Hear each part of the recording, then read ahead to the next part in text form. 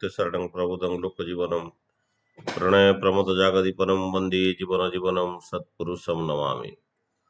प्राण श्री श्री ठाकुर जगजननी श्री श्री लक्ष्मीपा ଯୁଗାଚାର୍ଯ୍ୟ ଶ୍ରୀ ଶ୍ରୀ ବଡ଼ଦା ଆଜିର ଭରସା ପ୍ରଧାନାଚାର୍ଯ୍ୟଙ୍କ ଚରଣରେ ମୋର ଅନନ୍ତ କୋଟି ପ୍ରଣାମ। ପୂଜ୍ୟ ଅବିନ୍ଦା ଏବଂ ଠାକୁର ପରିବାର ସମସ୍ତଙ୍କ ଚରଣରେ ମୋର ଅନନ୍ତ କୋଟି ପ୍ରଣାମ। ଆଜିର ପୁଣ୍ୟ ସତ୍ସଙ୍ଗର ପୂଜ୍ୟ ପରିଚାଳକ, ଉପସ୍ଥିତ ସମସ୍ତ ପୂତ ପାଞ୍ଜାଧାରୀ ରୀତିକ ମଣ୍ଡଳୀ, ଅଧ୍ୟକ୍ଷ ମଣ୍ଡଳୀ, ଯାଜକ ମଣ୍ଡଳୀ ସମସ୍ତଙ୍କୁ ମୋର ଆଭୂମିଷ୍ଠ ପ୍ରଣାମ ଜଣାଏ। ଉପସ୍ଥିତ ସମସ୍ତ ଗୁରୁ ଭାଇ, ଗୁରୁ ମାତା, ସାଧୁ ସଜ୍ଜନ ମଣ୍ଡଳୀ, କୁନି କୁନି ପିଲାଏ ସମସ୍ତଙ୍କୁ ମୋର ପ୍ରୀତିପୂର୍ଣ୍ଣ ରାଭରା ଜୟ ଗୁରୁ ଜଣାଏ।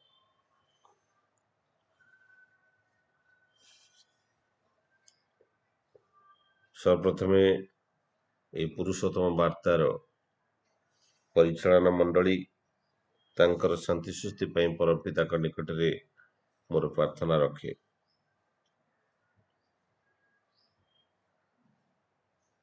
ଏକ ଧାରାବାହିକ ସତ୍ସଙ୍ଗ, ପ୍ରତିଦିନ এই ସତ୍ସଙ୍ଗର ମଧୁଚକ୍ର ଟିମ୍ ଆରାଧନା ଟିମ୍ ପୁରୁଷୋତ୍ତମ ମାଧ୍ୟମରେ ପ୍ରତିନିୟତ ପରିଚାଳନା କରାଯାଏ। ତେବେ ଯାହା ବି ହଉ, ମୋର ପରମ ସୌଭାଗ୍ୟ ଆମର ରବୀନ୍ଦ୍ର ସେଠୀଦା ଫୋନ କରିଥିଲେ ଆଜିର ଏଇ ପୁଣ୍ୟ ସତ୍ସଙ୍ଗରେ ଯୋଗ ଦେବା ପାଇଁ।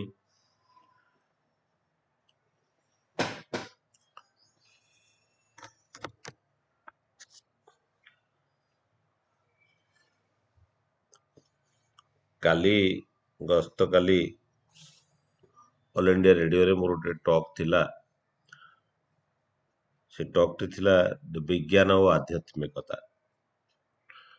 କିନ୍ତୁ ଏ ବିଜ୍ଞାନ ଆଧ୍ୟାତ୍ମିକତା ଟକ୍ରେ ଠାକୁରଙ୍କର ସେ ବାର୍ତ୍ତାକୁ ମୁଁ ପୂର୍ଣ୍ଣ ଭାବରେ ତୁଳି ଧରିଥିଲି। ସେଇ ଟକ୍ ବିଷୟରେ ଟିକେ ଆଲୋଚନା କରିବା ପାଇଁ ଆଜି ଚାହୁଁଛି।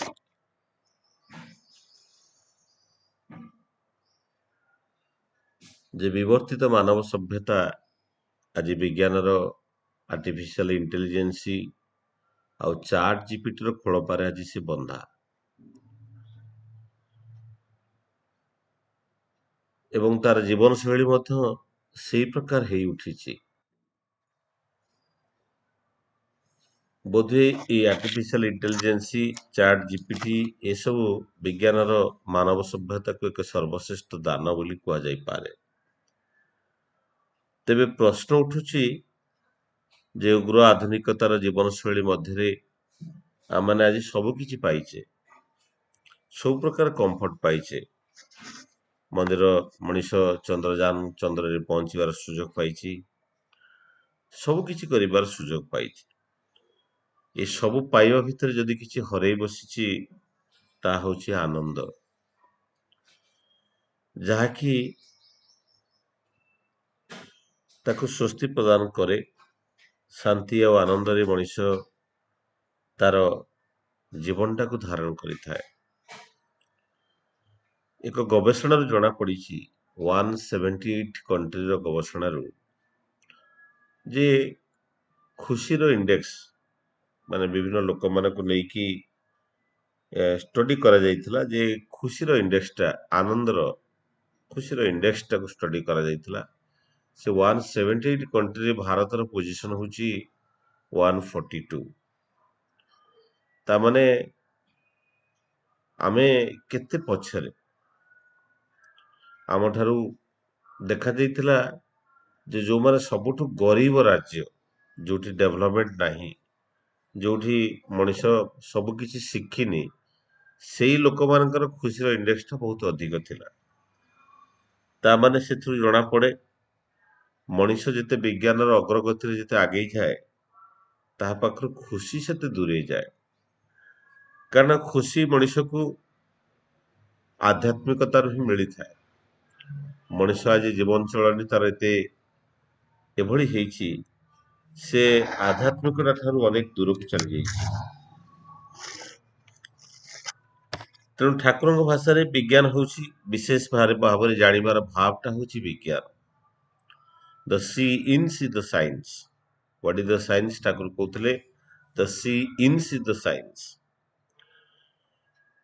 କିନ୍ତୁ ଯେଉଁ ଭାବ ବା କର୍ମ ମଣିଷକୁ ତାର ମୂଳ କାରଣ ଆଡ଼କୁ ନେଇଯାଏ, ତାହା ହିଁ ହେଉଛି ଆଧ୍ୟାତ୍ମିକତା। ତେଣୁ ଜାଣିବାର ଆବଶ୍ୟକତା ଯେ ଆଧ୍ୟାତ୍ମିକ ଶବ୍ଦର ସୃଷ୍ଟି କୋଉଠି। ବାସ୍ତବିକତା ହେଉଛି ଆଧ୍ୟାତ୍ମିକତା ମାନେ ଈଶ୍ୱରଙ୍କୁ ଜାଣିବା। ଆଉ ଈଶ୍ୱରଙ୍କୁ ଜାଣିବା ମାନେ, ଠାକୁରଙ୍କର ସତ୍ୟାନୁସରଣରେ ବାଣୀ ଅଛି ଯେ ଈଶ୍ୱରଙ୍କୁ ଜାଣିବା ମାନେ ସବୁ କିଛିକୁ ଜାଣିବା। ତେବେ ଈଶ୍ୱର କିଏ? ଠାକୁରଙ୍କ ଭାଷାରେ ଈଶ୍ୱର ହେଉଛନ୍ତି ଦ ଲିଭିଂ ଆଇଡିଆଲ। ଈଶ୍ୱର ହେଉଛନ୍ତି ଲିଭିଂ ଆଇଡିଆଲ, ଜୀବନ ଆଦର୍ଶ। ଯାହାଙ୍କୁ ଆଦର୍ଶ ଜୀବନରେ ଆଦର୍ଶ ରୂପେ ଗ୍ରହଣ କରି ମଣିଷ ଜୀବନଟାକୁ ପରିଚାଳିତ କରିପାରେ। ଆଉ ଆମେ ଜାଣୁ ଯେ ଈଶ୍ୱର ହେଉଛନ୍ତି ପରମ ପିତା, ପରମ ବ୍ରହ୍ମ। ସେ ବ୍ରହ୍ମ ରୂପରେ ସବୁ ଜୀବ ସତ୍ତାରେ ସୂକ୍ଷ୍ମ ରୂପରେ ବିଦ୍ୟମାନ। ଠାକୁର କହୁଥିଲେ ପ୍ରତ୍ୟେକ ମଣିଷ ହେଉଛନ୍ତି ଗୋଟେ ଗୋଟେ କ୍ଷୁଦ୍ର ଭଗବାନ। ତେଣୁ ସମସ୍ତଙ୍କ ଭିତରେ ସେ ଭଗବତ ସତ୍ତା ଅଛି। ତେଣୁ କଥା ଉଠେ ଏ ବ୍ରହ୍ମକୁ ଜାଣିବା। ଏ ବ୍ରହ୍ମକୁ ଜାଣିବା ହେଉଛି ଆଧ୍ୟାତ୍ମିକତା।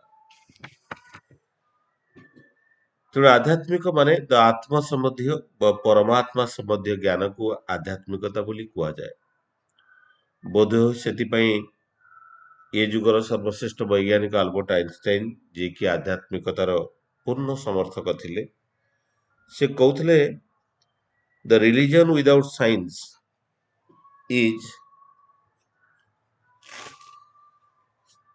lame and science without religion is blind।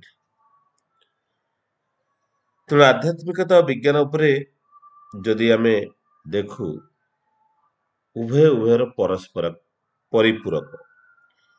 ଗୋଟେ ମୁଦ୍ରାର ଦୁଇଟା ପାର୍ଶ୍ୱ ଭଳି। ଆମେ ଗୋଟେକୁ ଛାଡ଼ି ଆଉ ଗୋଟେକୁ ଧରିକି ଚାଲିଛେ। ବର୍ତ୍ତମାନ ଆମେ ଆଧ୍ୟାତ୍ମିକତାକୁ ଭୁଲି ଯାଇ ବିଜ୍ଞାନ ପଛରେ ଚାଲିଛେ, ସେଥିପାଇଁ ଆମେ ଦୁଃଖ ପାଉଛେ। ତେଣୁ ଆଧ୍ୟାତ୍ମିକତା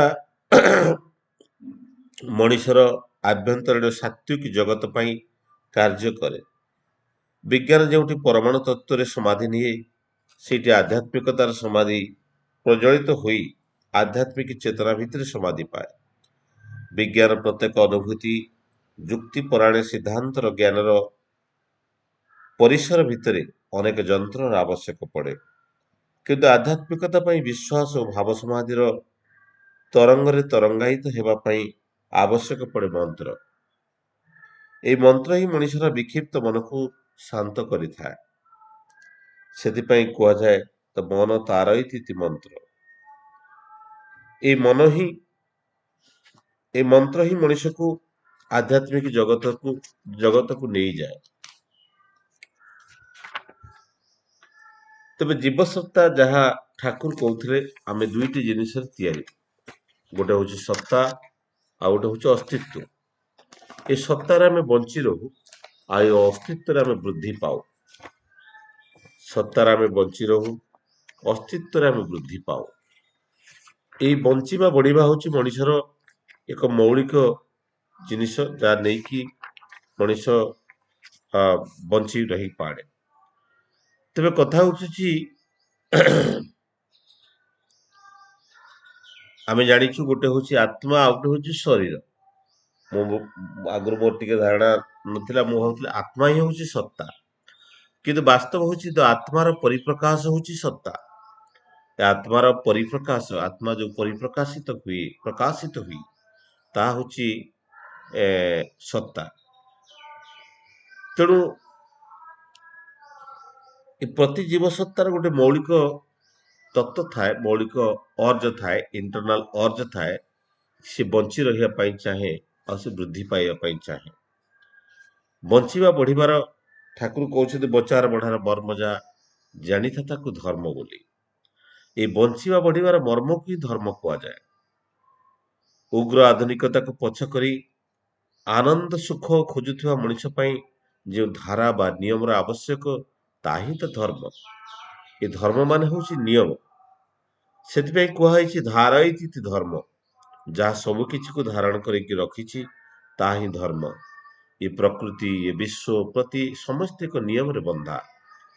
ଧର୍ମ ହଉଛି ସାଧନାର ପଥ, ଯାହା ଦେଇ ମଣିଷ ତାର ଜୀବନର ଆଧ୍ୟାତ୍ମିକତାକୁ ବୁଝିପାରେ ଓ ଅନୁଭବ କରିପାରେ। ଆଉ ଆଧ୍ୟାତ୍ମିକତା ଆଉ କିଛି ନୁହେଁ, ଆତ୍ମାର ଅଧ୍ୟୟନ ହିଁ ଆଧ୍ୟାତ୍ମିକତା। ମଣିଷ ତାର ଆତ୍ମିକ ଚେତନାକୁ ଜାଗ୍ରତ କରିବା ହିଁ ଆଧ୍ୟାତ୍ମିକତା। ଆଉ ଧର୍ମ ଆଧ୍ୟାତ୍ମିକତା ଦୁଇଟା ସମାନ ଜିନିଷ ନୁହେଁ। ତେବେ ଏଇଠି କଥା ଉଠେ ଯେ ସୃଷ୍ଟିର ତତ୍ତ୍ୱକୁ ବିଜ୍ଞାନ କଣ କହେ? ବିଗ୍ ବ୍ୟାଙ୍ଗ ଥିଓରି ବା କସ୍ମିକ ଥିଓରି କଣ କହେ ନା ଏ ବିଶ୍ୱ ବ୍ରହ୍ମାଣ୍ଡଟା ଏକ କମ୍ପନରୁ ତିଆରି। ଶ୍ରୀ ଠାକୁର କହନ୍ତି ଏ ସୃଷ୍ଟିର ତତ୍ତ୍ୱକୁ ଠାକୁର ବୁଝିଲା ବେଳେ କହୁଥିଲେ ଯେ ଏକ ଶବ୍ଦରୁ ହିଁ ସୃଷ୍ଟି, ଆଉ ଏ ଜିଅନ୍ତା ପୃଥିବୀଟା ହଉଛି ଶବ୍ଦର ଘନାୟିତ ରୂପ। ଏବଂ ଯୋଉ କମ୍ପନରୁ ଏ ସୃଷ୍ଟିଟା ତିଆରି ହେଇଛି, ସେଇ କମ୍ପନର ତରଙ୍ଗ ସବୁ ଜୀବସତ୍ତା ଭିତରେ ଆଜି ମଧ୍ୟ କମ୍ପାୟିତ ଅବସ୍ଥାରେ ଅଛି। ସେଇ କମ୍ପନରୁ ସୃଷ୍ଟି ହୁଏ ମନ୍ତ୍ର, ଏବଂ ଏଇ ମନ୍ତ୍ରର କମ୍ପନ ସମଗ୍ର ଜୀବସତ୍ତାକୁ ଆଜି ସ୍ପନ୍ଦିତ କରିକି ଯୋଡ଼ି ଦିଏ। ଏବଂ ସେଇ କମ୍ପନକୁ ହିଁ ନେଇ ଠାକୁର ନାମ ତିଆରି କରିଛନ୍ତି ଏବଂ ସେଇଥିରୁ ତିଆରି ହେଇଛି ମନ୍ତ୍ର। এই ମନ୍ତ୍ରର କମ୍ପନ ସମଗ୍ର ଜୀବସତ୍ତାକୁ ତାର ଆଦି ସ୍ପନ୍ଦନ ସହିତ ଯୋଡ଼ି ଦିଏ। ଆମେ ଯେତେବେଳେ ନାମ କରୁ, ସେ ମନ୍ତ୍ରକୁ ନେଇକି ଯେତେବେଳେ ନାମ କରୁ, ସେ ନାମର କମ୍ପନଟା ଏ ସୃଷ୍ଟିର ଆଦି କମ୍ପନ ସହିତ ଆମକୁ ଯୋଡ଼ି ଦିଏ। ସେଥିପାଇଁ କୁହାଯାଇଛି ଯେ ମନ ତାରୟତି ମନ୍ତ୍ର। ତେଣୁ ଏଇ ଯୋଉ ଜିଅନ୍ତା ପୃଥିବୀଟା ହଉଛି ଶବ୍ଦର ଘନାୟିତ ରୂପ।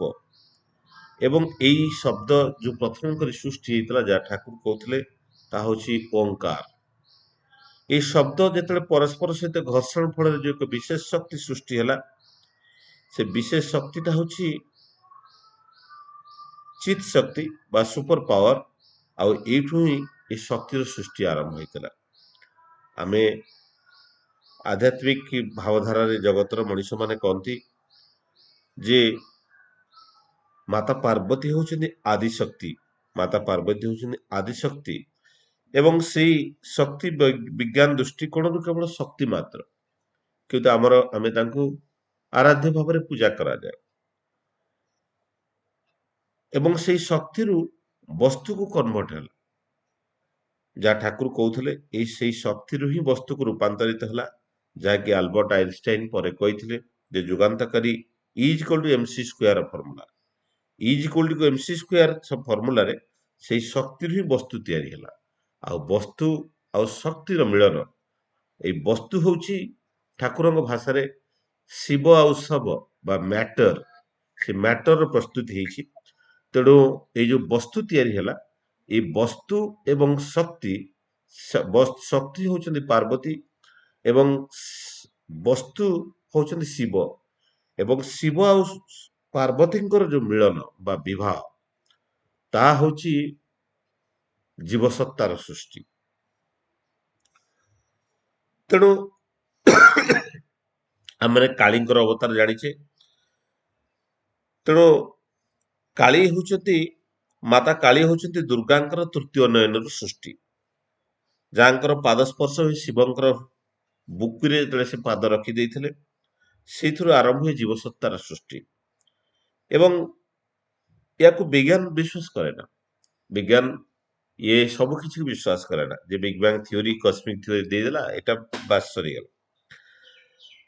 ଠାକୁରଙ୍କର ସେଇ ବିଧାନକୁ ଯଦି ଆମେ ଦେଖୁ, ଠାକୁର ସେଇ କଥା କହୁଥିଲେ, ସେଇ ଯୋଉ ବିଶେଷ ଶକ୍ତି ଯେତେବେଳେ ବସ୍ତୁରେ ରୂପାନ୍ତରିତ ହେଲା, ତାପରେ ବିଶ୍ୱ ଦୁନିଆର ସବୁ କିଛି ସୃଷ୍ଟି ହେଇଥିଲା। ଏ ବିଶ୍ୱ ଦୁନିଆରେ ସବୁ କିଛି ସେଇଠୁ ହିଁ ସୃଷ୍ଟି ହେଇଥିଲା। ତେବେ ଏ ଜୀବସତ୍ତା ଆମେ ଯୋଉ ଜନ୍ମ ଠାରୁ ମୃତ୍ୟୁ ପର୍ଯ୍ୟନ୍ତ ଯୋଉ ଭାବରେ ଆମେ ବଞ୍ଚି ରହୁ, ତେବେ ଜନ୍ମ କଣ? ଆମେ ତ ଜନ୍ମ ଲାଭ କରୁ, ଜନ୍ମ କଣ ନା ସେଇ ବସ୍ତୁ ଆଉ ସେ ଶକ୍ତିର ମିଳନ ହଉଛି ଜନ୍ମ। ବସ୍ତୁ ଆଉ ସେ ଶକ୍ତିର ବିଚ୍ଛେଦ ହଉଛି ମୃତ୍ୟୁ। ତାମାନେ ସେ ଶକ୍ତି ଏବଂ ବସ୍ତୁର ସମନ୍ୱୟରେ ଏ ଜୀବସତ୍ତା ହିଁ ଗଠିତ ହେଇଥାଏ। ତେଣୁ ଆମେ ଜାଣୁ ଯେ କ୍ଷୀରସାଗରରେ ବିଷ୍ଣୁଙ୍କର ସେଇ ଶୟନ ଏବଂ ତାଙ୍କର ଏଇ ନାଭିରୁ ଯୋଉ ବ୍ରହ୍ମାଙ୍କର ସୃଷ୍ଟି ଆମେ ତା ଫଟୋ ଆମେ ଦେଖିଛୁ। ବ୍ରହ୍ମା ହଉଛନ୍ତି ବ୍ରହ୍ମର ସାକାର ରୂପ। ବ୍ରହ୍ମ ଯାହା ଠାକୁର କହୁଥିଲେ ଯାହା କିଛି ବୃଦ୍ଧିପ୍ରାପ୍ତ ହୋଇ ହିଁ ତାହା ହିଁ ରହିଛି, ତାହା ହେଲା ବ୍ରହ୍ମ। ତେଣୁ ଏଠି ଦେଖନ୍ତୁ ବିଜ୍ଞାନ ମଧ୍ୟ ସେଇଆ କହେ ଯେ ପ୍ରଥମେ ଯୋଉ ପ୍ରୋଟୋପ୍ଲାଜମି କି ପ୍ରଥମ କରି ଯୋଉ ଜୀବସତ୍ତା ସୃଷ୍ଟି ହେଇଥିଲା ତାହା ସମୁଦ୍ରରେ ହିଁ ସୃଷ୍ଟି ହେଇଥିଲା। ତେଣୁ ତାହା ହିଁ ପାଣିରେ ହିଁ ସୃଷ୍ଟି ହେଇଥିଲା। ତେଣୁ ଏଇ ସମୁଦ୍ରରୁ ସୃଷ୍ଟି ହେଇଥିବା ଜୀବସତ୍ତା ଧୀରେ ଧୀରେ ବୃଦ୍ଧିପ୍ରାପ୍ତ ହେଇ ଏକକୋଷ ପ୍ରାଣୀରୁ ବହୁକୋଷ ପ୍ରାଣୀରେ ପରିବର୍ତ୍ତନ ହେଇ ବିବର୍ତ୍ତନ ଧାରା ଭିତରେ ଆଜି ମଣିଷ ତିଆରି ହେଇଛି। ଏବଂ এই ବିବର୍ତ୍ତନର ଧାରା କିଭଳି ଭାବରେ ଉଚ୍ଚରୁ ଉଚ୍ଚତର ଗତି କରିପାରେ ତାହା ଠାକୁର ଚାହୁଁଥିଲେ। ତ ଆଧ୍ୟାତ୍ମିକତାର ମୌଳିକ ତତ୍ତ୍ୱ ସନାତନ ସଂସ୍କୃତିର ମୂଳ ଗ୍ରନ୍ଥ ବେଦ ଉପନିଷଦରେ ମଧ୍ୟ ବର୍ଣ୍ଣନା ରହିଛି। କିନ୍ତୁ ଠାକୁର କହୁଥିଲେ ଯଦି ରକ୍ତ ମାଂସ ଧରି କୌଣସି ଦେବତା ଧରାପୃଷ୍ଠରେ ଜନ୍ମ ନେଇଛନ୍ତି ତେବେ ସେ ହଉଛନ୍ତି ରାମଚନ୍ଦ୍ର। ତାଙ୍କ ପୂର୍ବରୁ ଯାହା ଯୋଉ ଦେବାଦେବୀଙ୍କ କଥା ଆମେ କୁହାଯାଏ, ଅନେକ ଦେବାଦେବୀଙ୍କର ସୃଷ୍ଟି କଥା କୁହାଯାଏ, କିନ୍ତୁ ଏସବୁ ହଉଛି ସୃଷ୍ଟିର ଏକ ବିବର୍ତ୍ତନର ଏକ ଚକ୍ର। ତେଣୁ ଇଏ ହଉଛି ସୃଷ୍ଟିର ଦ ଥିଓରି ଅଫ ଇଭଲ୍ୟୁସନ, ବିବର୍ତ୍ତନର ମତବାଦ। ତାମାନେ ଆମେ ଯୋଉ କଥା କହୁ ଯେ ବିଭିନ୍ନ ଅବତାରର କଥା କହୁ, ସେ ଅବତାର ଭିତରେ ପ୍ରଥମେ ଆମେ କହୁ ମତ୍ସ୍ୟ ଅବତାର, ସେ ବି ଗୋଟେ ଆକ୍ୱାଟିକ ମାନେ ପାଣିରେ ସମୁଦ୍ରରେ ପାଣିରେ ତିଆରି ହେଇଥିବା ଆନିମଲ। ତାପରେ କୁର୍ମ ଅବତାର, ସିଏ ମଧ୍ୟ ଏକ ଆକ୍ୱାଟିକ ଆନିମଲ। ତାପରେ ବରାହ ଅବତାର, ମାନେ ପ୍ରଥମେ ମେରୁଦଣ୍ଡୀୟ ପ୍ରାଣୀ, ଯେ କି କୁର୍ମଟା ମାନେ କଚ୍ଛପଟା କିଛି କିଛି ସମୟ ସ୍ଥଳ ଭାଗରେ ମଧ୍ୟ ରହିପାରେ, କିନ୍ତୁ ମେରୁଦଣ୍ଡୀୟ ପ୍ରାଣୀ ପ୍ରଥମେ ଯୋଉ ତିଆରି ହେଇଥିଲା ସେଟା ହଉଛନ୍ତି ବରାହ। ଏବଂ ବରାହ ଅବତାର ପରେ ଯୋଉ ନରସିଂହ ଅବତାର ଆସିଥିଲେ, ତାମାନେ ସେତେବେଳେ ସେଇ ପ୍ରକାର ଜୀବ ସୃଷ୍ଟି ହେଇଥିଲା, ଅଧା ମଣିଷ ଅଧା ସିଂହର ମଣିଷ। ଏବଂ ଧୀରେ ଧୀରେ ବିବର୍ତ୍ତିତ ହେଇକି ବାମନ ଅବତାର ଯୋଉ ଡ୍ୱାର୍ଫ ଆନିମଲ, ଛୋଟିଆ ମଣିଷଟେ, ଏବଂ ସେଇ ଭିତରୁ ତା ପରେ ପରେ ବିବର୍ତ୍ତିତ ହେଇକି ରାମଚନ୍ଦ୍ରଙ୍କ ସୃଷ୍ଟି।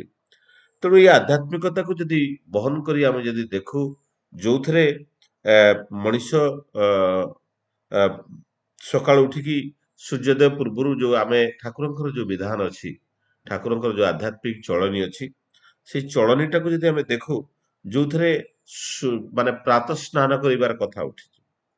ପୂର୍ବ କାଳରେ ଲୋକମାନେ ଏତେ ହସ୍ପିଟାଲ ନଥିଲା, ତାଙ୍କର ଖାଦ୍ୟ ହିଁ ଥିଲା ମେଡିସିନ। କିନ୍ତୁ ସେଥିପାଇଁ କୁହାଯାଇଛି your food is your medicine, otherwise medicine will B your food. ମାନେ ତମର ଯୋଉ ଖାଦ୍ୟଟା ଯଦି ମେଡିସିନ ନ ହୁଏ, ଯୋଉଥିରେ ମଣିଷର ସମସ୍ତ ଉପାଦେୟ, ସମସ୍ତ ଯୋଉ 28ଟା ଏଲିମେଣ୍ଟ ଆମକୁ ରିକ୍ୱାରମେଣ୍ଟ ଥାଏ, ସବୁ ଯଦି ଆମକୁ ନ ମିଳେ, ତେଣୁ ଆମକୁ ମେଡିସିନ ଖାଇବାକୁ ପଡିବ। ଗୋଟେ ଲୋକ ଦିନେ ସକାଳେ ଭେଟିଲି, କହିଲା 16ଟା ଟାବଲେଟ ଖାଇଛି ମୁଁ ସକାଳେ।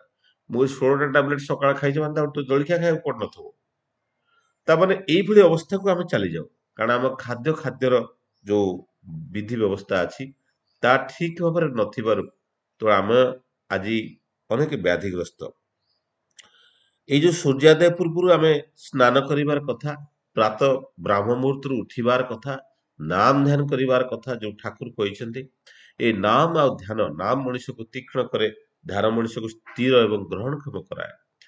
ତେବେ ଏଇ ପ୍ରାତଃ ବ୍ରାହ୍ମ ମୁହୂର୍ତ୍ତରୁ ଉଠିଲେ ମଣିଷ ଭିତରେ ଯୋଉ ମାଇଣ୍ଡର ଯୋଉ ଭାଇବ୍ରେସନ ଥାଏ, ଯୋଉ କମ୍ପନ ଥାଏ, ବ୍ରହ୍ମ ମୁହୂର୍ତ୍ତର ଯୋଉ ଭାଇବ୍ରେସନ ସରାଉଣ୍ଡିଂ ରେ ଥାଏ ତା ସହିତ ମ୍ୟାଚିଂ କରେ, କୋରିଲେଟ ହୁଏ। କିନ୍ତୁ ଜଣେ ଯଦି ସୂର୍ଯ୍ୟ ଉଦୟ ପରେ ଉଠେ, ମାନେ ଦିନର ଅନେକ ମୁହୂର୍ତ୍ତରେ ଉଠେ, ଯଦି ଅଧିକ ସମୟ ପରେ ଉଠେ, ତେବେ କଣ ହୁଏ, ତାହାର ଯୋଉ କମ୍ପନଟା, ତାର ଯୋଉ ବ୍ରେନର ଯୋଉ କମ୍ପନଟା, ତା ଶରୀରର କମ୍ପନଟା, ଏଇ ଯୋଉ ଏନଭାରମେଣ୍ଟର କମ୍ପନଟା ବହୁତ ତୀବ୍ର ଥାଏ, ଯାହା ଫଳରେ ସେ ସିଙ୍କ୍ରୋନାଇଜ ହେଇପାରେ ନା। ତେଣୁ ଚିଡଚିଡିଆ ଭାବ, କ୍ରୋଧ ଏବଂ ବିଭିନ୍ନ ପ୍ରକାର ରୋଗଗ୍ରସ୍ତ ମଧ୍ୟ ହୁଅନ୍ତି ଯୋଉମାନେ ଲେଟରେ ଉଠନ୍ତି। କିନ୍ତୁ ଯୋଉମାନେ ବ୍ରହ୍ମ ମୁହୂର୍ତ୍ତରେ ଶଯ୍ୟା ତ୍ୟାଗ କରନ୍ତି ସେମାନେ ନିରୋଗ ରହିବାର ଉଦାହରଣ ଅଛି। ଏବଂ ସୂର୍ଯ୍ୟୋଦୟ ପୂର୍ବରୁ ସ୍ନାନ କରିବାର କଥା ଉଠିଛି। ଏଇ ସ୍ନାନ କରିବା ବେଳେ କଣ ହୁଏ, ସୂର୍ଯ୍ୟୋଦୟ ପୂର୍ବରୁ ପାଣି ଭିତରେ ଡିଜଲ୍ଭ ଅକ୍ସିଜେନ ବା ଅମ୍ଳଜାନ ବହୁତ ପରିମାଣରେ ଦ୍ରବୀଭୂତ ଅବସ୍ଥାରେ ଫ୍ରି ରାଡିକାଲ ଫର୍ମରେ ଥାଏ, ଯୋଉଟାକୁ ଯେତେବେଳେ ସକାଳୁ ଜଣେ ସ୍ନାନ କରେ ସେତେବେଳେ କଣ ହୁଏ, ସେଇ ଦ୍ରବୀଭୂତ ଫ୍ରି ରାଡିକାଲ ଅକ୍ସିଜେନଟା ତା ଶରୀର ଭିତରେ ପ୍ରବେଶ କରି ତାକୁ ଡିଟକ୍ସିଫାଏ କରେ, ତାର ଟକ୍ସିନ ରିମୁଭାଲ କରେ ଏବଂ ସିଏ ଅନେକ ଭାବରେ ନିରୋଗ ରହେ। ଆଉ ସୂର୍ଯ୍ୟଙ୍କୁ ଯୋଉ ପାଣି ଦେବାର ବିଧାନ ଅଛି, ସୂର୍ଯ୍ୟଙ୍କୁ ପାଣି ଦେବା, ଯେତେବେଳେ ଆମେ ମଣିଷ ସୂର୍ଯ୍ୟଙ୍କୁ ପାଣି ଦିଏ, ଏଇଟା ଆମର ସଂସ୍କୃତିରେ ଥିଲା। ତ ପାଣି ଦେବା ବେଳେ କଣ ହୁଏ, ପାଣିଟା ଯେତେବେଳେ ଧୀରେ ଧୀରେ ପଡେ ତାର ଶରୀର ସାମ୍ନାରେ, ଇଏ ପ୍ରିଜିମ ଭଳି କାମ କରେ, ଯାହା ଦେଇକି ସୂର୍ଯ୍ୟଙ୍କର ଅତି ବାଇଗଣୀ ରଶ୍ମି ଶରୀର ଭିତରେ ପ୍ରବେଶ କରି ଭିଟାମିନ ଡି କୁ ସୃଷ୍ଟି କରେ। କିନ୍ତୁ ଆଜି ଦେଖନ୍ତୁ ସେ ଅବସ୍ଥା ଆଉ ନାହିଁ, ଆଜି ସମସ୍ତଙ୍କର ଆଣ୍ଠୁ ଗଣ୍ଠି ପେନ୍। 40 ବର୍ଷ ପରେ ସମସ୍ତେ ଆଜି ଆଣ୍ଠୁଗଣ୍ଠି ପେନରେ ଜର୍ଜରିତ। ତାର ମୂଳ କାରଣ ହଉଛି ସେଇଥିପାଇଁ ସେଇଥିପାଇଁ ଯେ ସେ ଆମର ଜୀବନ ଶୈଳୀଟା ବ୍ୟାପୃତ ମାନେ ଠିକ ଭାବରେ ରହିପାରିନି। ଆମେ ଯୋଉ ଖାଦ୍ୟ ଗ୍ରହଣ କରୁଛୁ, ସେ ଖାଦ୍ୟ ଯୋଉ ଆମିଷ ମାନେ ରୋଗ ସୃଷ୍ଟିକାରୀ ଜିନିଷ। ଯେତେବେଳେ ଆମେ ଆମିଷ ଖାଦ୍ୟ ଗ୍ରହଣ କରୁ, ସେ ଆମିଷ ଖାଦ୍ୟଟା ଆମକୁ ଅନେକ ରୋଗଗ୍ରସ୍ତ କରାଏ, ଆମେ ସେଇଟା ବୁଝିପାରୁନା। ତେଣୁ ଏଇ ଆମିଷ ପିଆଜ ରସୁଣରେ ସଲଫର କଣ୍ଟେଣ୍ଟ ବହୁତ ଅଧିକ ଥାଏ। ଏଇ ସଲଫୁରିଲ ହାଇଡ୍ରୋକ୍ସିଲରେ ପରିଣତ ହେଇକି ସିଏ କଣ କରେ ନା ଆମ ରକ୍ତରେ ବ୍ରେନକୁ ଯାଏ, ଯାହା ଫଳରେ ଆମ ମାନସିକ ଚାପ ସୃଷ୍ଟି କରେ। ଆଜି ସମସ୍ତେ ଦେଖନ୍ତୁ 50% ଇଣ୍ଡିଆନ ଆର ଡାଇବେଟିକ୍ସ ଆଉ ବ୍ଲଡ ପ୍ରେସରରେ ଆକ୍ରାନ୍ତ। ସେ ତାର ମୂଳ କାରଣ ହଉଛି ପିଆଜ ରସୁଣ। ଚରକ ସୁଶ୍ରୁଷ 600 ବିସିରେ ଏଇ ପିଆଜ ରସୁଣକୁ ଗ୍ରୀସରୁ ଆଣିଥିଲେ। ତା ପୂର୍ବରୁ ଭାରତରେ ଏଇ ପିଆଜ ରସୁଣର ପ୍ରଚଳନ ନଥିଲା, ସେମାନେ ମେଡିସିନ ଆକାରରେ ଦବା ପାଇଁ। କିନ୍ତୁ ଇଣ୍ଡିଆନ କ୍ଲାଇମେଟରେ ସେଟା ଭଲ ଭାବରେ ବଢିବାରୁ ଲୋକମାନେ ଘରେ ଘରେ ଲଗେଇକି ପିଆଜ ରସୁଣ ଖାଇକି ଆଜି ରୋଗଗ୍ରସ୍ତ ହେଇଛନ୍ତି। କରୋନା ପରେ ଯୋଉ ମାନେ ଯୋଉ ଅବସ୍ଥା ସୃଷ୍ଟି ହେଇଥିଲା, ଇଣ୍ଡିଆନ ଲୋକମାନଙ୍କର ସେ ଅବସ୍ଥା ହେଇନଥିଲା, କେହି ବି ମରିନଥାନ୍ତେ। କିନ୍ତୁ ଆମେ ପିଆଜ ରସୁଣ ଖାଉଛୁ, ଏଇଟା ଗୋଟେ ମେଡିସିନ, କିନ୍ତୁ ମେଡିସିନକୁ ଆମେ ଡେଲି ଖାଉଛୁ। ତ ମେଡିସିନଟାକୁ ଡେଲି ଖାଉଛୁ, ଆମର ଇମ୍ୟୁନିଟି ସିଷ୍ଟମଟା ନଷ୍ଟ ହେଇଯାଇଛି। ତେଣୁ ଇଏ ହଉଛି ଖାଦ୍ୟର କଥା। ତେଣୁ ଏସବୁରୁ ଶାନ୍ତି ପାଇବା ପାଇଁ, ମୁକ୍ତି ପାଇବା ପାଇଁ, ଯାହା ଗୀତାରେ ଶ୍ରୀକୃଷ୍ଣ କହିଥିଲେ ସର୍ବଧର୍ମାନ ପରିତ୍ୟଜ୍ୟ ମାମେକଂ ଶରଣଂ ବ୍ରଜ, ଠାକୁର ମଧ୍ୟ ତାହା ହିଁ କହୁଥିଲେ। ସବୁ କିଛିକୁ ତ୍ୟାଗ କରି ମୋରି ଚରଣକୁ ଆସିଯାଅ। ଭାବବାଣୀରେ ଠାକୁର କହୁଥିଲେ, ମୁଁ ତୁମର ସମସ୍ତ ଦୁଃଖ ଯାତନା ସବୁ କିଛିକୁ ପୋଛିଦେବି। ଇଏ ଥିଲା ଠାକୁରଙ୍କର ସେଇ ଭାବା ମାନେ ଭାବ ସମାଧି ସମୟରେ ସେ ଅଭୟବାଣୀ। ଦାଦା ସମୟ ହେଇଗଲା ବୋଧେ, ତେଣୁ ସମୟ ତ ହେଇଗଲା। ତେଣୁ ସମସ୍ତଙ୍କର ଶାନ୍ତି ସ୍ୱସ୍ତି ପାଇଁ ପରମପିତାଙ୍କ ନିକଟରେ ପ୍ରାର୍ଥନା କରି ମୋର ବକ୍ତବ୍ୟ ଗୁଡ଼ି ବିରାମ ଦଉଛି। ବନ୍ଦେ ପୁରୁଷୋତ୍ତମ, ବନ୍ଦେ ପୁରୁଷୋତ୍ତମ, ବନ୍ଦେ ପୁରୁଷୋତ୍ତମ। ଦାଦା ଜୟ ଗୁରୁ। ଜୟ ଗୁରୁ ଦାଦା, ଜୟ ଗୁରୁ। ବହୁତ ହି ସୁନ୍ଦର ଆମମାନଙ୍କର ଜୀବନ ଚଳାଣି କିପରି ଭାବେ ଠାକୁରଙ୍କୁ ନେଇକି ଚାଲିବ ସେ ବିଷୟରେ ଆମମାନଙ୍କୁ ସଚେତନ କରିଛନ୍ତି। ତେଣୁ ସେ ଗୁରୁଜନଙ୍କ ନିକଟରେ ପ୍ରାର୍ଥନା କରିବା, ଆପଣ ଏହିପରି ବିଭିନ୍ନ ସମୟରେ ଆମମାନଙ୍କୁ